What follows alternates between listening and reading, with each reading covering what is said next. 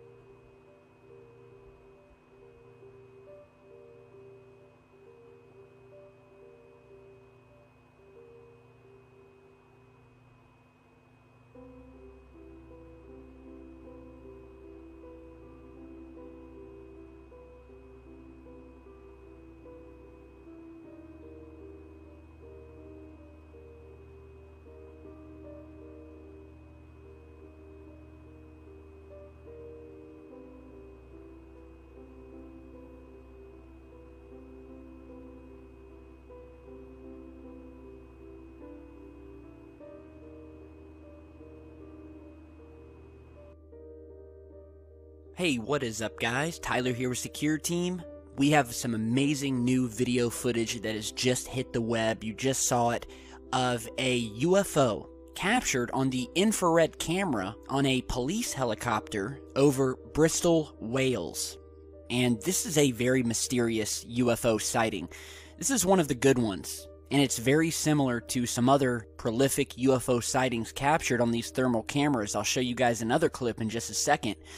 But we have this UFO here, and it was posted to Twitter by the National Police Air Service St. Athan account. Here's a screen grab of that.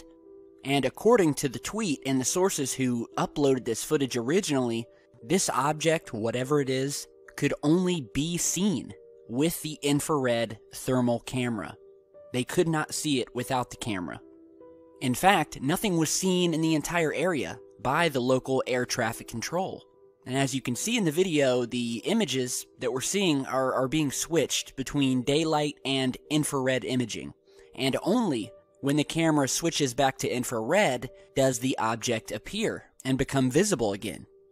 Now, the object was described as being, quote, hot. And what was also strange is that it was traveling against the wind. So they immediately ruled out that it could have been a lantern or anything like that. And although it's kind of hard to judge here, the object was actually spotted flying over the Bristol Channel at around 1,000 feet.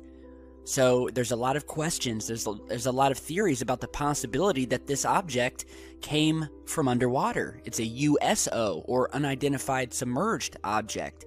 It's certainly not the first time we have witnessed UFOs coming up out of the water and vice versa. We've done plenty of videos in the past talking about our oceans and how there is an immense amount of mysterious, unidentified activity happening underneath the waves, down in the deep blue sea, and how we have a ton of confirmed sightings and reports of people witnessing saucers and other craft blasting up out of the ocean and flying towards space, and vice versa. So this object very well could have come from the water, and we'll show you another piece of video here in a minute of another one of these infrared UFO captures where we'll see an object that actually does enter the ocean and come back out again. But so far what I can tell from this video is we have a saucer-shaped object. At least that's what it looks like from the angle that we're seeing. It's circular in nature, has an inner circle, reminds me of the typical saucer, blowing against the wind.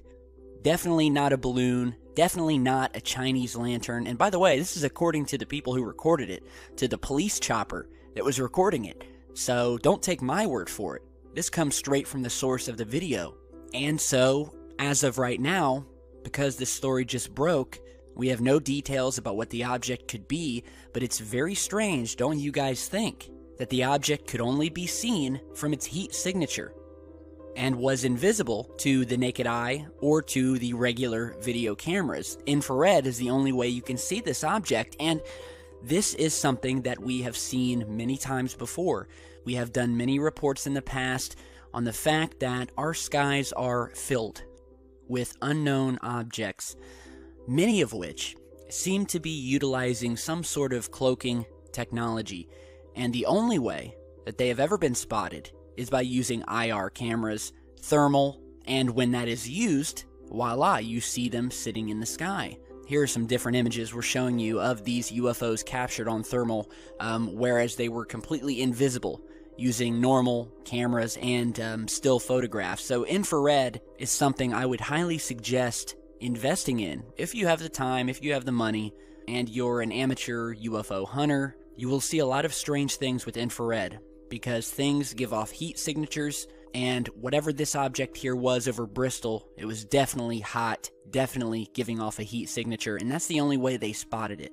So it's very bizarre. It's got a lot of people scratching their heads, including the police, and we definitely wanted you guys to check this out. Now, this is very similar to another widely popular UFO video that was captured about a year ago of another UFO, this time recorded by the Department of Homeland Security, flying over Puerto Rico. That video you're seeing here. So just check this out and we'll talk about it more in just a second.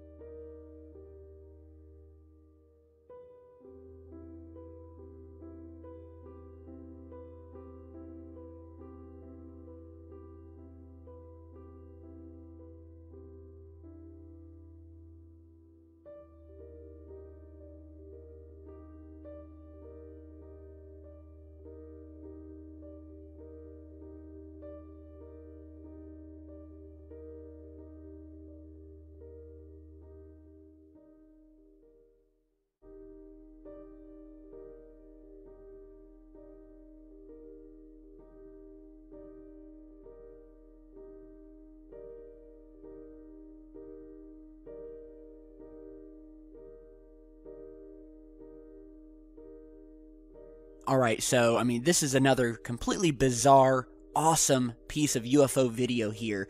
You're seeing the thermal imaging video, which shows this object moving very quickly over land and then over the ocean.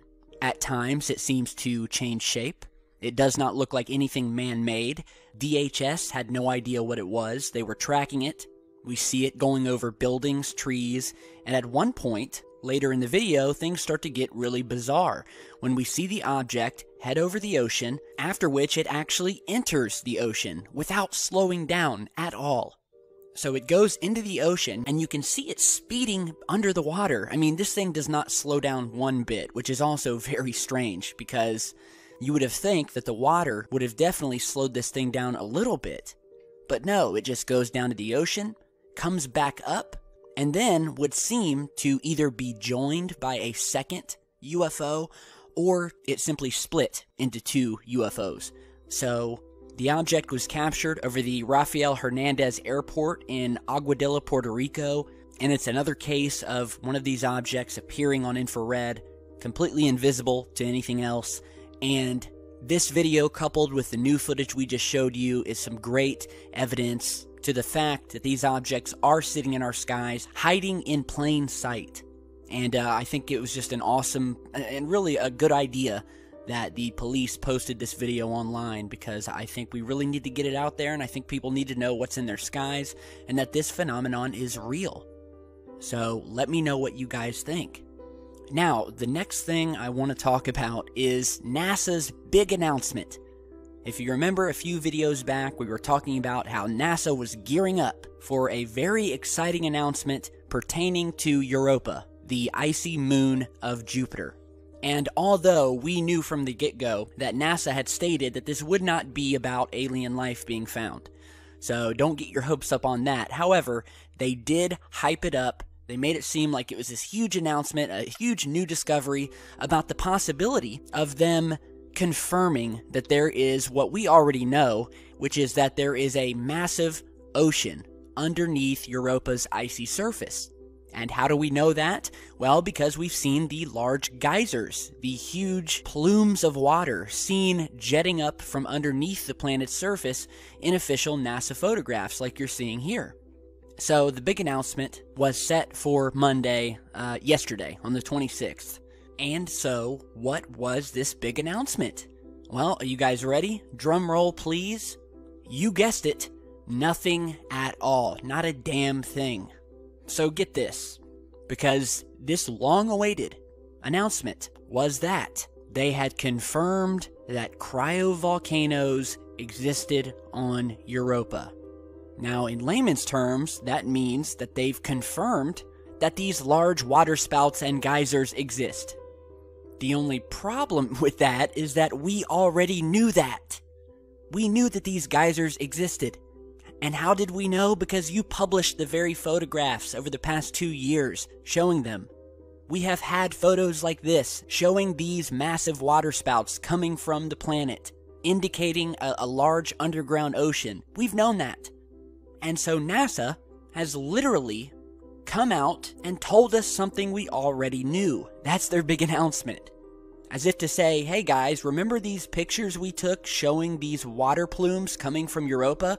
Well, we have indeed confirmed that they are waterspouts, as we said that they were a year ago. And this is what NASA does. This is what the government, this is what all space agencies do. They hype up these announcements, and then they come out and it's always a complete anticlimax, where they tell you something you already know, or they string you along, giving you these pieces of information, worthless discoveries, and they really pull on people's legs, making them think that they're actually going to tell them something worthy and real. They're not. They're never going to give us any real information. They're going to continue drip feeding little by little. I mean, like now they've just confirmed what we already knew. So I don't even know. This was a worthless announcement. We've been talking about this for over a year, about these geysers coming up from the surface, about these cryovolcanoes. And so the next big announcement will probably be that they're pretty sure an ocean exists under the surface. And then in the next announcement, they'll say that they're really sure, bordering on certainty, that an ocean exists under Europa. And then you're going to have about 10 more announcements where they reiterate more firmly how sure they are that there's likely the possibility of an ocean under the surface. So it may be another 10 years before they even start talking about their belief that there could be life within this ocean. So it's all just a big game.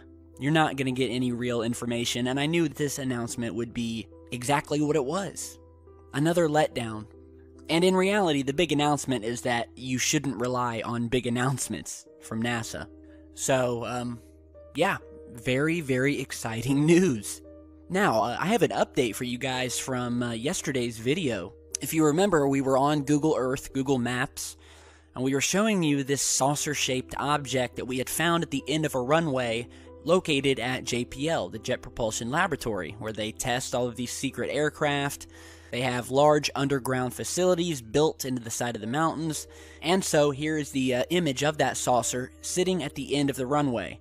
that was sent in by a viewer, and yeah, it was definitely very mysterious. So we posted the video on it, and then over the past 24 hours since we posted that video, I've been getting a ton of tweets and emails and Facebook messages from people who have gone back onto Google Earth to check it out for themselves, and have pointed out the fact that the object, whatever it is, has moved.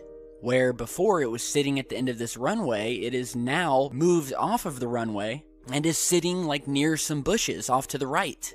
Here you're seeing a side-by-side comparison. And so I said, okay, well that's weird.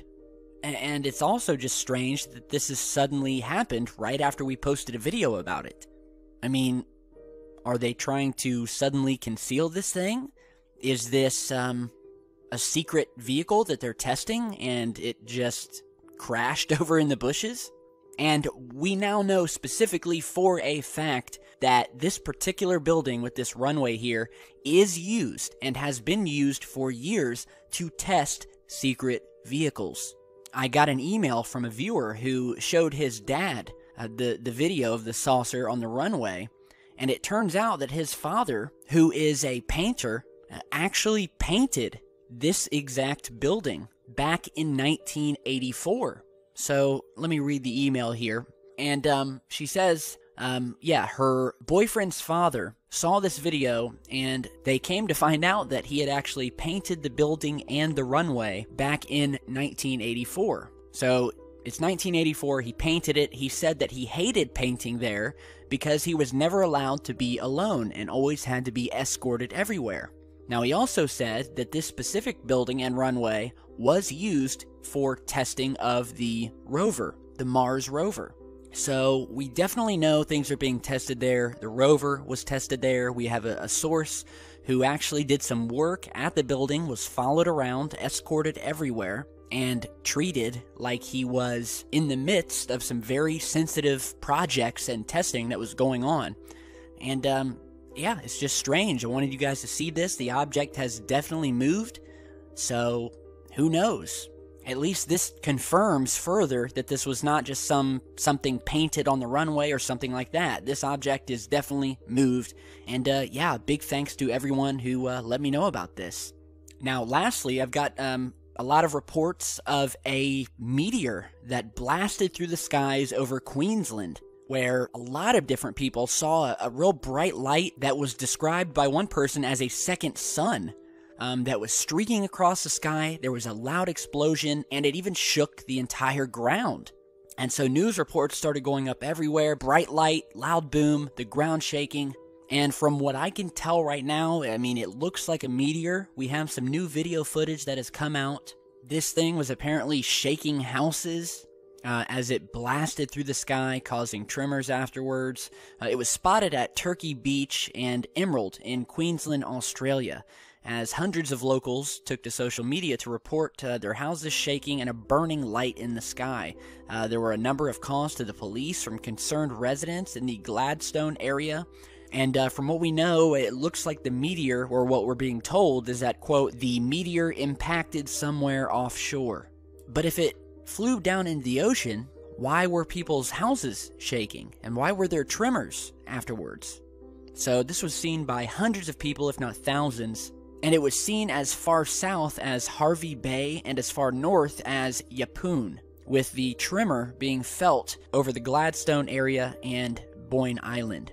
And so, I mean, if any of you guys, I know we have a lot of viewers in Australia, have any pics or footage, or just can put down in the comments your experience if you saw this thing, that'd be cool.